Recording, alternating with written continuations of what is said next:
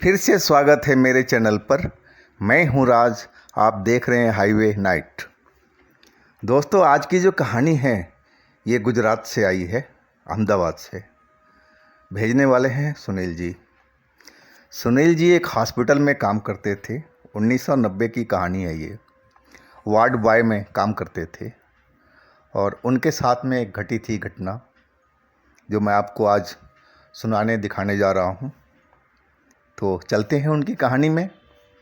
लेकिन दोस्तों, मेरे चैनल को आपने अभी तक सब्सक्राइब नहीं किया है तो कर लीजिए प्लीज़, धन्यवाद।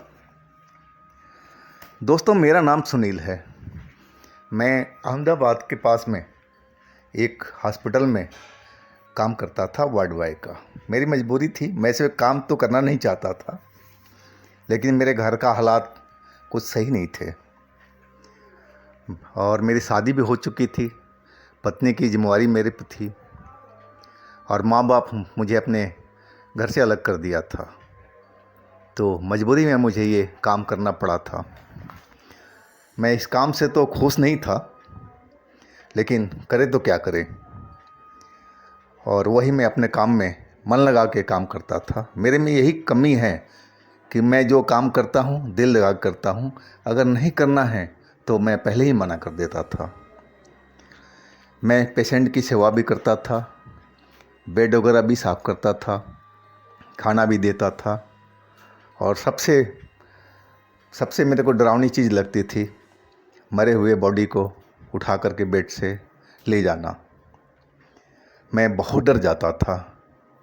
रात में मैं खाना नहीं खा पाता था, मैं इतना डर जाता था। सपने में वो मुर्दा शरीर मुझे नज़र आती थी। धीरे धीरे धीरे मैं सामान्य होता गया उस काम में। कुछ महीने बीत चुके थे। मेरी नाइट ड्यूटी चल रही थी। एक पेशेंट बुज़ुर्ग थे, मैंने उनको देखा। शायद उनको सांस की बीमारी थी। वो हमेशा खांसते रहते थे और कभी कभी तो ऑक्सीजन लगाना पड़ता था उनको। काफ़ी दिन से थे वो, करीब मैं जब देखा तो कम से कम 5-7 दिन उनको हो चुके थे। लेकिन मैं अपनी ड्यूटी में उनके किसी रिश्तेदार को आते जाते नहीं देखा। मैं उनके पास जाता था, पूछता था कि अंकल जी कैसे हो आप, पहले से बेहतर हो ना? तो हल्की मुस्कुराहट दे करके और हम मुझे बता देते थे कि हाँ, मैं पहले से ठीक हो रहा हूँ। मुझे बहुत खुशी मिलती थी उनको देख करके। मैं पूछा भी एक दिन कि अंकल जी आप बताओ, आपके घर में परिवार नहीं है, बेटे बेटियाँ, वाइफ और कोई रिश्तेदार? मेरी बात सुन करके और वो रोने लगे। बहुत देर तक उनका आंसू निकलता रहा। मैं डर गया उनके आंसू देख करके कि मैं गलत सवाल पूछ दिया शायद अंकल जी से। मैंने कहा अंकल जी चुप हो जाओ। बहुत मुश्किल के बाद में वो चुप हुए। फिर मेरी तरफ देख के बोले, तू मेरा बेटा नहीं है, तू मेरा परिवार नहीं है? ये सब लोग जितने हैं ये सब तो मेरे ही परिवार है। मैं क्यों अकेला हूँ यहाँ पर? सब तो है मेरे साथ में। तुम लोग भी तो सेवा कर रहे हो। मैं उनकी बातें सुन कर के सन्न रह गया था कि कितनी अच्छी सोच है इनकी, कितने अच्छे विचार हैं। और आज के टाइम में ये अकेले पड़े हैं, पता नहीं क्या मजबूरी है इनकी। मैं जब भी ड्यूटी में आता तो उनकी बेड की तरफ मैं ज़रूर जाता था कि पता करूं अंकल जी कैसे हैं, इलाज सही चल रहा है ना। मैं पूछता था। एक दिली लगाव उनसे हो चुकी थी। मैं अब उनके लिए कुछ बाज़ार से फल फ्रूट भी लाने लगा था। वो मना करते थे, लेकिन मैं कभी कभी ले आता था उनके लिए। वो हंस देते थे और मेरे सर पर हाथ फेरते थे, आशीर्वाद देते थे। मुझे बहुत आनंद आता था उनकी आशीर्वाद सुन करके। काफ़ी दिन गुजर चुके थे उनके इलाज करते करते। अब वो सही हो रहे थे बिल्कुल। अब ऐसा लग रहा था कि कुछ दिन में उनकी डिस्चार्ज हो जाएगा। मेरी एक दिन की छुट्टी थी और अगले दिन मेरे को नाइट में आना था। तो मैं उस दिन तो छुट्टी थी, मैं कहीं गया था अपनी पत्नी को लेके, और रात में आया बहुत लेट, 11 बजे। थके हुए थे हम लोग दोनों आदमी। तो बाज़ार से कुछ लाया था खाने को और खा करके हम सो चुके थे। पता नहीं कितना टाइम हो रहा था, दरवाजे पर खटखट हुई। मैं चौंक करके, इतनी रात को कौन आ रहा है हमारे दरवाजे पर?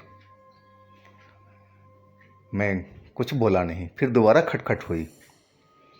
मैं सोते सोते ही बोला, कौन है जी, क्या काम है इतनी रात को? पत्नी मेरी जग गई थी, बोली कि देखो ना खोल करके। यानी कि मैं कोई आवाज़ दे रहा हूँ, कोई जवाब ही नहीं दे रहा है। मैं लाइट जला करके और दरवाज़ा खोला। मुझे कोई नज़र नहीं आया। पूरा सुनसान था। सीढ़ी से लेकर के हमारे जो मकान था वो सेकंड मंजिल पर था, दूसरे मंजिल पर किराए के घर था, और ऊपर छत था। छत पर भी सीढ़ियाँ जा रही थी और नीचे से आ रही थी। मैंने सारा सीढ़ी ऊपर जाके छत भी देख लिया, लेकिन कोई मुझे नज़र नहीं आया। बड़ी आश्चर्य की बात थी। मैं छत से नीचे आ गया दरवाजे पर, और मैं सोचा कि अब कोई मजाक किया है या कुछ और बात है, समझ में नहीं आया था मुझे। नहीं, चलो दरवाज़ा बंद करते हैं, चलते हैं सोने के लिए। और तभी वहाँ पर मुझे लगा कि ठंडी हवा एक झोंका आया हो मेरे पास में। मेरे सारे शरीर में झुरझुरी सी दौड़ गई थी, और इसके बाद मुझे लगा कि मेरे सर पर किसी ने हाथ रखा है। एक अजीब सा स्पर्श था। मुझे डर नहीं लगा था उस टाइम। मैं एकदम चौंक करके पीछे मुड़ करके देखा, मुझे कोई नज़र नहीं आया। फिर भी मैं अब डर चुका था कि कहीं कोई मैं भूत प्रेत के चक्कर में तो नहीं फंसने वाला हूँ। और तभी मेरा हाथ किसी ने पकड़ लिया। हाथ पकड़ते ही मैं चीख पड़ा था जोर से, डर के मारे। पत्नी बेड पर थी, आवाज़ लगाई, क्या हुआ जी, क्या हुआ? लेकिन मैं बोल ही नहीं पाया डर के मारे। पूरा बदन कांप रहा था मेरा डर से। तभी मेरे कान में एक आवाज़ आई, बेटा मेरे से डर गया है? मैं आवाज़ सुन कर के एकदम हैरान सा रह गया था, क्योंकि आवाज़ वही उसी अंकल का था जो हॉस्पिटल में एडमिट थे, जिनसे मेरा लगाव हो चुका था। उन्हीं की आवाज़ थी। मैं कुछ बोल ही नहीं पाया। तभी वो बोले, हाँ बेटा, मैं तुमसे ही मिलने आया था, डरो नहीं तुम, मैं कोई नुकसान नहीं पहुंचाने वाला तुम्हें, बस आखिरी बार तुमसे मिलने आया था, मैं जा रहा हूँ अब। मेरी दिल्ली तमन्ना थी कि जाते जाते तुमसे मिलूं, तो मैं आ गया तुम्हारे पास में, और तुम डर रहे हो।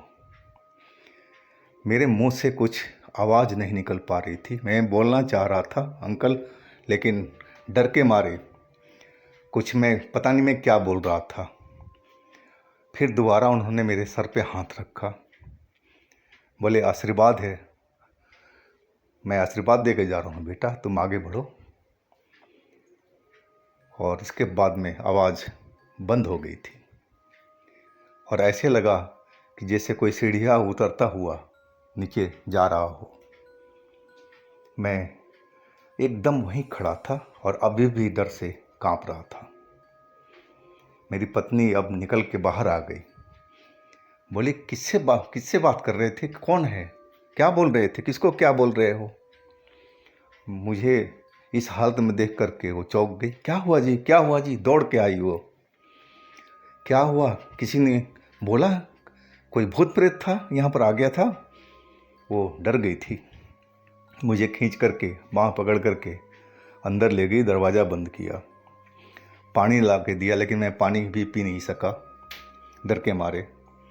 गिलास तो ऐसे लग रहा था कि हाथ कांप रहा है। बहुत देर के बाद थोड़ा मैं नॉर्मल हुआ, डर मेरा कम हुआ, और फिर मैं अपनी पत्नी को सारी बात बताया कि वो अंकल आए थे और ऐसे ऐसे बोले हैं। क्या वो मर चुके हैं क्या? मैं ऐसे ही बोला। वो एकदम चुप रह गई थी और मुझे भी विश्वास था कि शायद अंकल अब इस दुनिया को छोड़ चुके हैं और उनकी आत्मा मेरे घर पे आई थी अलविदा कहने के लिए। मैं एकदम उदास सा हो चुका था, डरा हुआ तो था। रात हमारी ऐसे ही कट गई थी। अगले दिन मेरी शाम की ड्यूटी थी। सारा दिन थोड़ा बहुत खा पी करके और मैं शाम के इंतज़ार कर रहा था कि हॉस्पिटल बहुत दूर था, आना जाना बहुत कठिन था। कठिन तो नहीं था, लेकिन मैं एक बार पहुंच जाऊं तो फिर आने को दिल नहीं करता है, ऐसे ही था। मैं अपने निश्चित टाइम पर पहुंचा हॉस्पिटल में। आज सबसे मैंने हाजिरी लगा करके और सीधा उसी वार्ड में पहुंचा जहां अंकल थे। अंकल के बेड पर देखा तो उसमें तो दूसरा पेशेंट था कोई। मेरे मन में तो खटका था ही और पक्का हो चुका था। सिस्टर से पूछा कि सिस्टर जी, वो अंकल जी कहाँ गए? करे वो तो परसों मैंने पिछली रात को ही गुजर गए थे। अचानक उनका शायद अस्थमा था, अटैक आ गया था। और मैं सुना हूँ, मैं तो थी नहीं, मैं भी ड्यूटी पे नहीं थी। मैं समझ गया कि अंकल वही थे और मुझे अलविदा कहने के लिए मेरे घर पर आए थे। मैं एकदम उदास हो चुका था, मन एकदम खट्टा खट्टा सा। कई दिन तक मैं ऐसा ही रहा था। लेकिन अंकल मेरे को मिले ज़रूर थे, लेकिन मेरे को कोई नुकसान नहीं पहुंचाया और ना ही कभी मेरे को सपने में नज़र आए, कभी भी नज़र नहीं आए। और उसके बाद से इस नौकरी से मेरा दिल टूट चुका था और मैं इस नौकरी को छोड़ दिया। कुछ पैसे जमा थे हमारे पास में, थोड़े बहुत, उससे मैंने साइकिल पंचर लगाने का रोड पर ही काम खोल लिया था और उसी काम से मेरी बरकत होती चली गई उस अंकल के आशीर्वाद से। और आज मेरे पास में 2 पक्की अपनी दुकान है, घर है, सब कुछ है। तो दोस्तों, ये थी सुनील की कहानी। अगर आपके पास भी कोई अपनी आप बीती है, कहानी है, तो हमें इंस्टाग्राम पर ज़रूर शेयर कीजिएगा या व्हाट्सएप नंबर पर। हम कल मिलते हैं एक नई कहानी के साथ में। और हमारे दूसरे चैनल पर ज़रूर जाइएगा, हाईवे 33 पर। लिंक मैं नीचे दे रखा हूँ। आप लोग अपना बहुत बहुत ख्याल रखिएगा। भगवान आपको खुशी मंगल रखे। नमस्कार।